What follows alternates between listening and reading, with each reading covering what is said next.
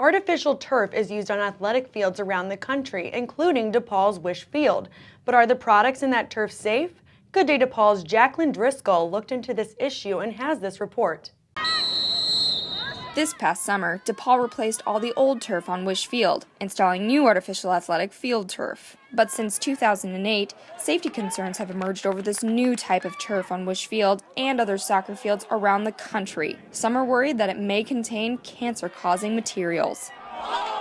These include Amy Griffin, an assistant head coach at the University of Washington. Two of her former youth soccer goalkeepers were diagnosed with non-Hodgkin lymphoma at about the same time. Griffin assumed it was a terrible coincidence until she took one of her sick players in for chemotherapy. The nurse walked by and said, "Are you guys both goalkeepers?" And we nodded, and she replied with, "Wow, you're about the fourth goalkeeper I've hooked up this week." Literally, the hairs on the back of my neck stood up. Later, one of the goalies receiving chemo confided in her coach a feeling that she said wouldn't go away. I really think it's the black dots.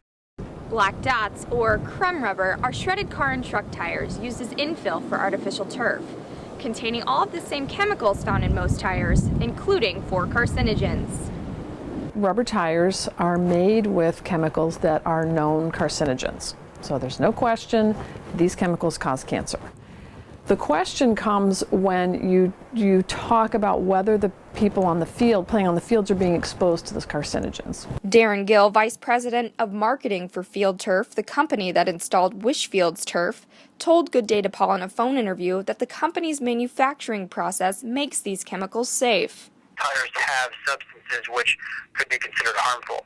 But what's clear is that after those tires go through the process of vulcanization, those materials are inert. Gill also referenced a study by the Environmental Protection Agency, or EPA, declaring that the turf was safe.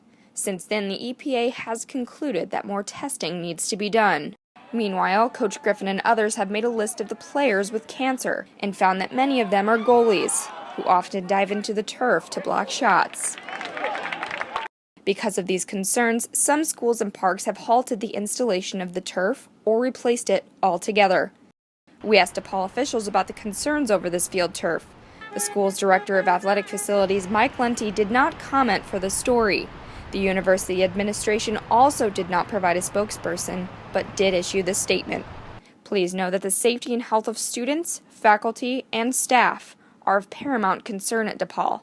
We are unaware of any health concerns and have not seen any scientific research that would indicate adverse effects.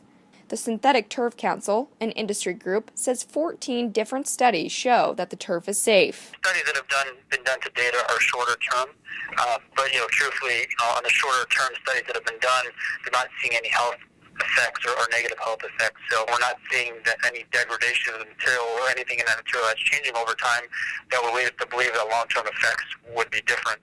But UIC's Dr. Buchanan says more research needs to be done. There have been very few to no studies proving that kids are not exposed. There have been no studies saying kids are definitely exposed. So there's just not enough out there. Meanwhile, Coach Griffin's list of sick players is making some wonder whether crumb rubber is safe for the athletes and children who play on it. We know they're rolling around in carcinogens. Let's make sure that it's safe, and that hasn't been done yet. Reporting for Good Day DePaul, I'm Jaclyn Driscoll.